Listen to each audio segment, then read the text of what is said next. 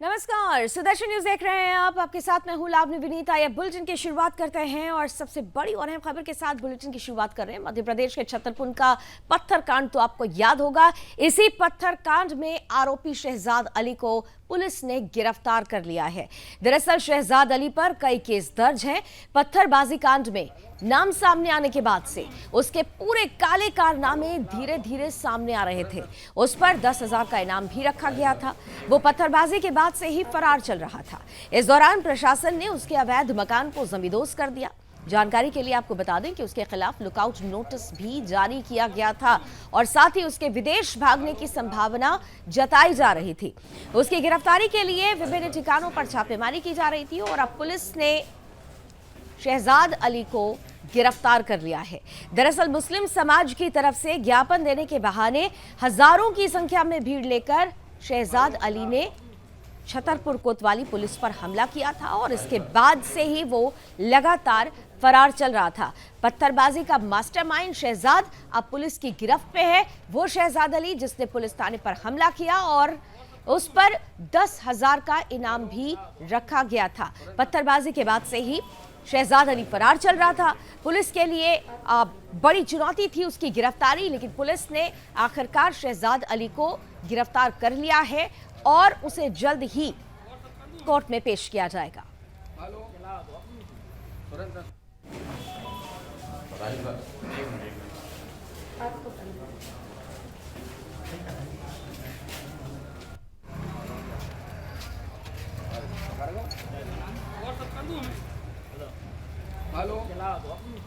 तुरंत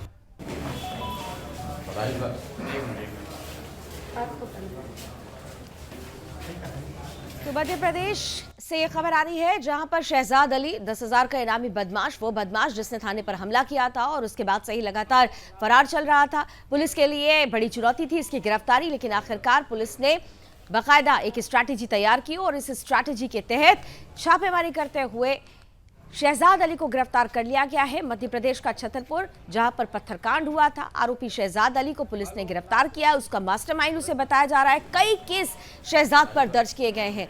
पत्थरबाजी कांड में नाम सामने आने के बाद से ही उसके कई काले कारनामे भी सामने आए। उस पर 10,000 का इनाम भी रखा गया। पत्थरबाजी के बाद से ही शहजाद फरार चल रहा था। पुलिस लगातार दबिश दे रही थी, उसके जानने वालों के से पूछताछ की जा रही थी। प्रशासन ने उसके अवैध मकान को इस दौरान जमींदोज कर दिया था। उसके खिलाफ लुकआउट नोटिस भी जारी किया गया था। शहजाद विदेश भागने की फिराक में था और इसीलिए लुकआउट नोटिस भी जारी किया गया था। आखिरकार शहजाद को गिरफ्तार कर लिया गया है। ब्यूरो चीफ मध्य प्रदेश रामस्वरूप शर्मा जी हमारे साथ जुड़ चुके हैं। ये ज्यादा जानकारी लेते हैं। रामस्वरूप जी, पुलिस के लिए बड़ा चैलेंज था, लेकिन अब चुनौती पूरी हुई, शहजाद को गिरफ्तार कर लिया गया है। कैसे संभव हो सकी है ये गिरफ्तारी? शहजाद अली बीते कल गिरफ्तारी से बचने के लिए पहले एक अग्रिम जमानत की प्लानिंग के लिए वो जिला कोर्ट में चोरी छुपे प्रस्तुत होना चाहता था, लेकिन ऑटो वाले ने उसे ऐन वक्त पे धोखा दे दिया। जब वो अदालत की तरफ बढ़ रहा था, ठीक उसी समय जिस ऑटो में वो सवार था, ऑटो ने पुलिस को देखकर आवाज लगा दी ऑटो चालक ने, और पुलिस ने कोर्ट के आसपास ही जिहादी हाजी साहिद शहजाद अली को घर दबोचा। नाम आपको बता दें एक बार हमारे दर्शकों को कि शहजाद अली ये वही व्यक्ति है जो 21 अगस्त को छतरपुर के जो विख्यात फेमस जो कांड हुआ था पत्थरबाजी कांड, उसका ये मास्टरमाइंड था। जिहादियों के एक बड़े झुंड ने कोतवाली थाने में छतरपुर के घुसकर एक बड़ा पथराव किया था। इसमें पुलिस के कई वरिष्ठ अधिकारी और छोटे स्तर के जो कर्मचारी हैं वो गंभीर रूप से घायल हुए थे।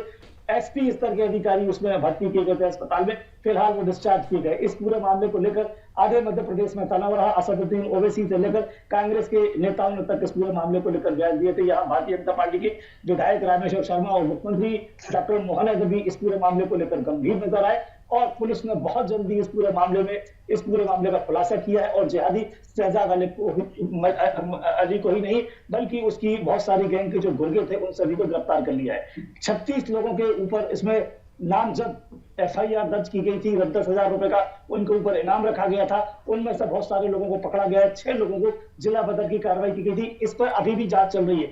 बहुत सारे जो इस पूरे मामले के जानकार है, इस तरह की चीजों के, उनका दबे तौर पर यह भी कहना है कि छतरपुर ये वही जगह है जहाँ पे बागेश्वर धाम और दूसरे धार्मिक स्थल है। ये हिंदू धर्म और सनातनियों का ये केंद्र माना जाता है, न कि मध्य प्रदेश का बल्कि देश भर का। तो कई सारे जो बयान वामपंथियों की तरफ से, लिबरलों की तरफ से, कांग्रेस की तरफ से या असदुद्दीन ओवैसी या नगीना सांसद की तरफ से जो बयान लंबे समय से आ रहे थे कि यहाँ बांग्लादेश जैसी, श्रीलंका जैसी कभी स्थिति बन सकती है, तो उस चीज को, उन बयानों से जोड़कर इस पूरे घटनाक्रम को जो जानकार है वो देख रहे हैं। ये कह रहे हैं कहीं ना कहीं ये एक प्रयोगशाला थी। अगर यहाँ जिहादी शहजाद अली अगर सफल होता है इस पूरे मामले को लेकर, एक साइकोलॉजिकल दबाव शासन और प्रशासन के ऊपर दबाव पाता, तो भविष्य में यहाँ पर किसी बड़ी वारदात को अंजाम देने की कोई प्लानिंग बनाई जाती या शायद बनाई गई थी, उसे समय रहते तोड़ दिया गया है। समय रहते उसे तो तोड़ दिया गया है रामस्वरूप जी, लेकिन पॉलिटिक्स जमकर हो रही है। इस पर देखिए, ये कहा जा रहा है कि शहजाद तो खुद सरेंडर करने के लिए जा रहा था और जिस तरीके से गिरफ्तारी हुई है वो कहीं ना कहीं से बताती है कि जबरदस्ती कांग्रेस और कांग्रेस के लीडर्स को बदनाम करने का प्रयास हो रहा है। ये आरोप अब लगाया जा रहा है रामस्वरूप जी। बिल्कुल नहीं। देखिए, मैं सबसे पहले आपको बता दूं, असदुद्दीन ओवैसी हमेशा ही जब भी कहीं कोई आतंकवादी कोई वारदात होती है या कोई जिहादी किसी तरह की किसी घटना को या किसी वारदात को अंजाम दे दे, तो असदुद्दीन ओवैसी बाद में जब बोलते हैं जब कांग्रेस की तरफ से बयान नहीं आता, तो यहाँ मध्य प्रदेश कांग्रेस कमेटी के प्रदेश अध्यक्ष जीतू पटवारी की तरफ से कोई आधिकारिक बयान इस पूरे मामले को लेकर नहीं आया। लेकिन दिग्विजय सिंह इस पूरे मामले पर अपनी तरफ से बयान ना दें, ऐसा नहीं हो सकता। उन्होंने अपनी तरफ से इस पूरे मामले को लेकर बयान दिया। कुछ लोगों ने कांग्रेस की तरफ से ये कहा कि छतरपुर में जो कार्रवाई की जा रही है वह अमानवीय है और लोकतांत्रिक मूल्यों का हनन कांग्रेस के कुछ लोगों के द्वारा बताया गया। तो इस पूरे मामले को लेकर तब परोक्ष और अपरोक्ष रूप से कांग्रेस की तरफ से बयान आते रहे। कांग्रेस की तरफ से जितने बयान आ रहे थे, इन सभी में 100 सुनार की, 1 लोहार की। एक जो बड़ा बयान है वो असदुद्दीन ओवैसी के द्वारा दिया गया, तो एक हाजी का मकान वहां ढहाया गया है, हाजी का मकान तोड़ा गया है, गैर कानूनी ढंग से वहां इमारत को गिराया गया है और पूरे मध्य प्रदेश में ही नहीं भारत भर में जो बुलडोजर कार्रवाई की जा रही है उसके खिलाफ जिहादियों का एक बड़ा संगठन विभिन्न राजनीतिक दलों के साथ में सुप्रीम कोर्ट जाएगा और इस पूरे मामले की, इस तरह की घटनाओं की एक गणना करके कोर्ट के सामने इस पूरे मामले को लेकर रखेंगे। तो देखिए, दो तरह की चीज जो है, दो तरह की चीजें सामने आती है। एक तो ये कि आज पुलिस के सामने इस तरह से जो जिहादी है, जो पुलिस के ऊपर हमला करने वाले जो लोग हैं, असामाजिक तत्व, वो हावी है। दूसरी तरफ उनके ऊपर कार्रवाई करने के मामले में उनके सामने, पुलिस के सामने, प्रशासन के सामने जिहादी असदुद्दीन ओवैसी या उस जैसे जो दूसरे लोग हैं, जो दूसरे राजनीतिक दल है, वो उसमें एक बहुत बड़ा रोड़ा अटकाने की कोशिश करते हैं, वो उसमें व्यवधान डालते हैं, रुकावट डालते हैं। छतरपुर की पत्थरबाजी कांड में ये वही चीज सामने निकल कर आई है।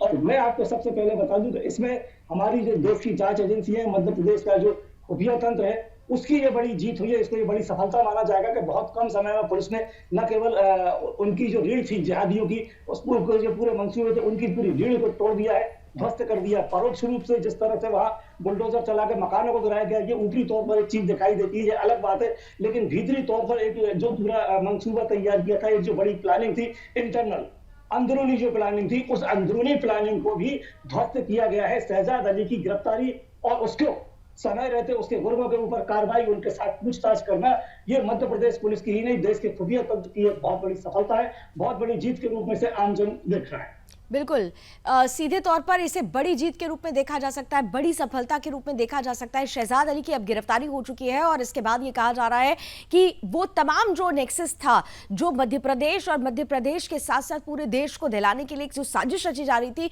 उसके आधार पर ये उसकी नींव पर ये एक बड़ी चोट कही जाएगी। बहरहाल अब बड़ी चुनौती जरूर थी पुलिस के लिए। शहजाद अली की गिरफ्तारी, 10 दिनों से लगातार वो फरार चल रहा था, आखिरकार पुलिस की गिरफ्त में आ गया है और इसके बाद अब बड़ी कार्रवाई के साथ साथ सख्ती के साथ सजा की उम्मीद भी की जा रही है। बहुत बहुत धन्यवाद रामस्वरूप जी हमारे साथ जुड़ने के लिए और सबसे पहले ये सबसे बड़ी खबर देश तक पहुंचाने के लिए। और आइए बात मध्य प्रदेश की हो रही है, तो मध्य प्रदेश से ही जुड़ी हुई अगली खबर भी है, जहां पर मुख्यमंत्री डॉक्टर मोहन यादव ने कहा है कि आज ग्वालियर में हो रही इन्वेस्टर्स समिट में अब तक हुई सभी इन्वेस्टर्स समिट से बेहतर परिणाम आने की उम्मीद है। क्षेत्रीय स्तर पर औद्योगिक गतिविधियों और प्रोत्साहित करने के लिए प्रदेश के विभिन्न भागों में की जा रही इन्वेस्टर समिट के परिणाम प्रोत्साहित करने वाले हैं। उद्योग समूहों और निवेशकों ने मध्य प्रदेश सरकार पर भरोसा जताया है। राज्य सरकार उनकी अपेक्षाओं पर खरी उतरने के लिए प्रतिबद्ध है। मुख्यमंत्री डॉक्टर मोहन यादव ने कहा कि प्रदेश में निवेश और औद्योगिक गतिविधियों के लिए उद्योगपतियों को आमंत्रित करने के उद्देश्य से ही कोलकाता में सितंबर में वो रोड शो भी करेंगे। इसके साथ ही साथ 27-28 सितंबर को सागर और अक्टूबर में रीवा में भी इन्वेस्टर समिट होने वाली है।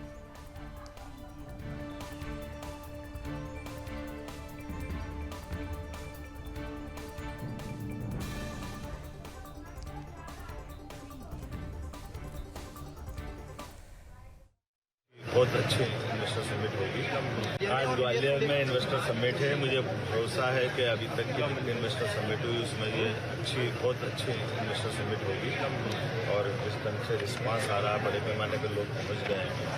हमने अभी जल्दी से जल्दी पहुँचना चाह रहा हूँ और जो हमने ये अभियान चालू किया संभाग में इन्वेस्टर समिट करने का, उसके रिजल्ट भी बहुत अच्छे हैं और जिस ढंग से लोग भरोसा कर रहे हैं हम पे, हम भी वो अपनी अपेक्षाओं पे खरे उतरे। साथ प्रबंधन किया है बड़े पैमाने पे युवाओं को, खास करके युवाओं को रोजगार की दिशा में बड़ा एक रोल अदा करेगा और नवीन उद्योगपति हमारे स्टेट के भी बने, अपना व्यवसाय बढ़ाएं, काम धंधा बढ़ाएं, महिला के जीडीपी बढ़ाने में ये बड़ा योगदान देगा। और इसमें केवल एक सेक्टर, सभी सेक्टर में हेल्थ, एजुकेशन, हमारी अलग अलग MSME, हेवी इंडस्ट्री, पूरी कुटीर उद्योग, एग्रीकल्चर इंडस्ट्री, सभी क्षेत्र में युवाओं को बढ़ाने के लिए हमने एक अभियान चलाया हुआ है और उन संतोष इस बात का हम लगातार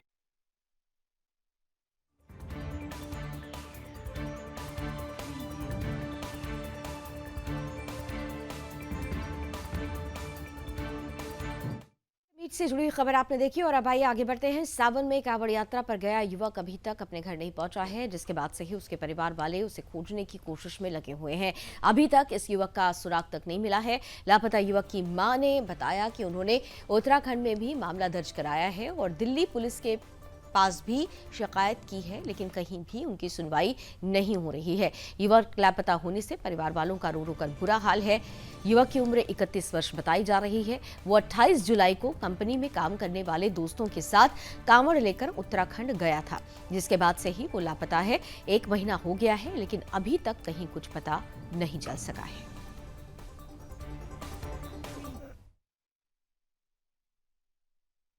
किरण चावला है।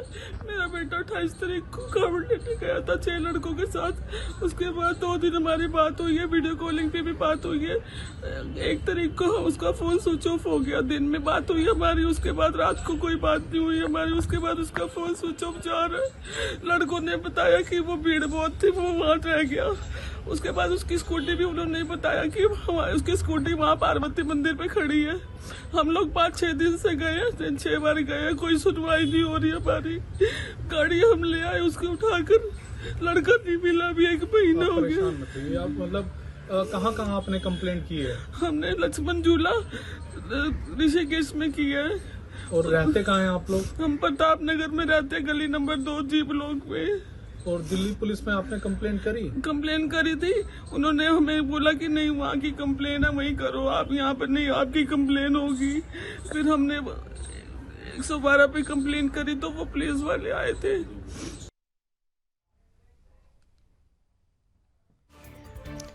तो मां का रो रो कर बुरा हाल है, बेटा लापता है। उम्मीद की जा रही है कि उत्तराखंड पुलिस जल्द से जल्द इस बेटे को उनकी मां तक जरूर पहुंचाएगा। और आइए अब आगे बढ़ते हैं, हिमाचल प्रदेश की तरफ आपको ले चलते हैं, जहां पर जनजातीय जिला लाहौल स्पीति की चोटियों पर बुधवार सुबह बर्फबारी हुई है, जिसके चलते चोटियां अब बर्फ की सफेद चादर से ढक गई हैं।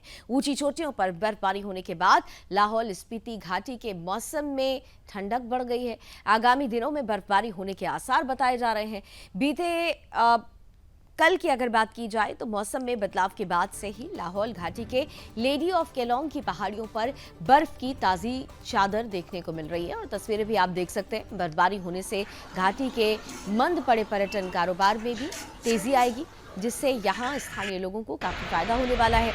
सितंबर महीने में लाहौल घाटी में बर्फ गिरने का सिलसिला शुरू हो जाता है और ऐसे में अब घाटी के किसान भी कृषि सीजन को जल्द से पूरा करने में जुट गए हैं। लाहौल घाटी में इन दिनों गोभी, मटर और आलू की फसल निकाली जा रही है और इन फसलों को खरीदने के लिए बाहरी राज्यों से भी व्यापारी घाटी के विभिन्न इलाकों में डेरा डाले हुए हैं। अगर लाहौल घाटी में बर्फबारी होती है तो बर्फ का मजा लेने के लिए बाहरी राज्यों से सैलानी घाटी का रुख करेंगे, जिससे यहाँ पर लोगों को काफी फायदा होगा।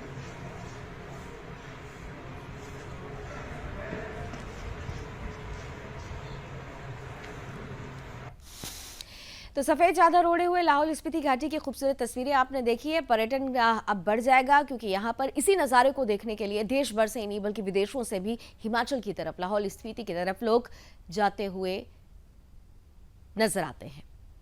और आइए आगे बढ़ते हैं। दिल्ली में डॉक्टर BR अम्बेडकर ऑडिटोरियम में मंगलवार की शाम बेहद खास रही। सेवानिवृत्त मेजर जनरल GD बख्शी की किताब हिस्ट्री ऑफ हिंदुइज्म की लॉन्चिंग हुई, जिसमें उन्होंने बताया कि 9,500 साल पुराना हिंदुइज्म है। तस्वीरों के जरिए बताया है कि हिंदू महिलाएं मांग में सिंदूर और हाथ में चूड़ियां पहनती थीं। इस अवसर पर राजीव मल्होत्रा, विवेक कौल, प्रतीक शर्मा और मधुसूदन सिंह भी मौजूद रहे। General GD Bakshi Jammu Kashmir rifles में थे। उन्हें कारगिल युद्ध में एक बटालियन का कमांड करने के लिए विशिष्ट सेवा पदक से सम्मानित भी किया गया है। उनसे खास बातचीत की संवाददाता सौरभ तिवारी ने। आज मेजर जनरल GD बख्शी साहब ने किताब का लॉन्च किया है। हम बात करते हैं खुद बख्शी साहब से। सर, आपने जो किताब लॉन्च किया हिस्ट्री ऑफ हिंदुइज्म, क्या उद्देश्य है इस किताब का लिखने का आपको? देखिए साहब, हमें कहा जाता है कि हिंदूज हिस्ट्री नहीं जानते, न लिखते हैं, ठीक है। तो ये साबित करने के लिए कि हाँ साहब, हम अपना इतिहास खुद डॉक्यूमेंट कर सकते हैं, अंग्रेज़ों की ज़रूरत नहीं। और ये सबसे प्राचीन धर्म है इस प्लैनेट पे। ये इसका उदय हुआ था इंदस सरस्वती घाटी सभ्यता में, और वो रेडियो कार्बन डेटिंग हुई है 9,500 साल वर्ष पूर्व, ठीक है। तब से ये सभ्यता चली आ रही। तभी इसे हिंदू धर्म तो नाम दिया था पर्शियंस ने, क्योंकि वो सिंधु को हिंदू बोलते थे, तो तब से उन्होंने हिंदू बना दिया। असली हमारा नाम सनातन धर्म, सनातन मीन्स इटर्नल, निरंतर चले आने वाला। और 9,500 साल रेडियो कार्बन डेटिंग, उससे भी कहीं पुराना है ये धर्म, और लगातार वैसे ही चला आ रहा है। सिंधु घाटी में आपको सील्स मिली हैं जहाँ लोग ध्यान मुद्रा में बैठे। वहाँ पे योगा की, टेराकोटा की फिगराइंस और डॉल्स मिली। लोग योग कर रहे थे आज से 9,500 साल पहले, और निरंतर चला आ रहा है। वहाँ पे स्टैचूज़ मिले हैं औरतों के, जिनके माथे पे बिंदी और मांग में सिंदूर है, जिनकी चूड़ियाँ यहाँ से यहाँ तक हैं। निरंतर चला आ रहा है। शिवलिंग मिले हैं, हवन कुंड मिले हैं, यूप मिले हैं, जो सैक्रिफिशियल पिलर जिसको कहा जाता था। मतलब निरंतरता है। एक तो एंशंट है, एंटिक्विटी है, cultural continuity of an amazing order, amazing order. ये बहुत हिंदू धर्म की, सनातन धर्म की ये क्वालिटी है। और मैंने तो ये कहा है कि हमें बैक टू द वेदास जाना चाहिए। हमारे जड़ें वेदों में हैं। जो भी हमारे सुधारक आए, जो भी हमारे संत आए, जैसे Adi Guru Shankaracharya, back to the Vedas, Vivekananda back to the Vedas, ठीक है। तो हमको back to the, Shri Aurobindo back to the Vedas, Maharshi Mahesh योगी, श्री रवि शंकर, ये सब कह रहे हैं हमारी जड़ें वेदों में हैं, हमको वहाँ जाना अनिवार्य है, वहाँ जाना अनिवार्य है। और मैं कहता हूँ बैक टू द फॉरेस्ट्स। अब हम सारे रिजर्व फॉरेस्ट में तो नहीं जा सकते, लेकिन हर गांव, हर शहर, हर महानगर में 1, 10, 20, 30 हम छोटे छोटे फॉरेस्ट पैचेस बनाएं, जहाँ हम केवल छोटा सा हॉल बनाएं, जहाँ बैठ के हम ध्यान करें तो हम अपनी जड़ों पे पहुँच जाएंगे। और ब्रह्म का अनुभूति जो हमें उन वनों में हुई थी सरस्वती के, वो आज अपने वनों में हम करें तो it will stop global warming, sequester carbon, ठीक है। और वापस हमको कूल करेगी हमारे तापमान, और हमारे मनों को शांति देगी, और हमें अपनी जड़ों पे वापस ले जाएंगे। Back to the forest, back to the Vedas. आपने जिक्र किया रोटी बेटी का आना था, तो क्या इसमें जो धर्म परिवर्तन कब से शुरू हुआ है, इसका जिक्र किया आपने? देखिए, मैंने पूरा ट्रेस किया है। आपकी जो हिस्ट्री है वो शुरू होती है वेदों से, फिर जाती है अपना हमारे उपनिषद, आरण्यक, उसके बाद हमारे एपिक्स, रामायण महाभारत, उसके बाद हमारे पौराणिक काल, उस पे जाती है। और पौराणिक काल में हम वनों को छोड़कर शहरों में आए, और जब से हम शहरों में आए तो हमारी जो है पतन शुरू हुआ, क्योंकि हम मटीरियलिस्ट बन गए, हम चाड़वाक बन गए, हम में से कुछ लोग, ये सब कुछ है वो यही है साहब, ना आत्मा ना कुछ नहीं ये वो, तो हमारा पतन हुआ। तब हमारे पे जो विदेशी आक्रांता आए, 4 सदी उन्होंने हमारा जो सत्यानाश किया, जो मंदिर लूटे, जो औरतों की इज्जत लूटी, जो कत्लो गारत किया, 100 मिलियन भारतीय नागरिक मार डाले थे उन लोगों ने, और वो मतलब that is the Hindu Holocaust. ठीक है साहब, लेकिन तो मेजर जनरल जीडी बख्शी साहब की खिताब लॉन्च हुई है और back to the Vedas, Hinduism को समझना है तो वेदास को आत्मसात करना होगा। उन्होंने विस्तार से इस बारे में जानकारी दी। चलिए इसी के साथ इस बुलेटिन में अभी बस इतना ही, लेकिन छोटे से ब्रेक के बाद भी खबरों का सफर बना रहेगा, इसलिए बने रहिए सुदर्शन न्यूज के साथ। जय हिंद।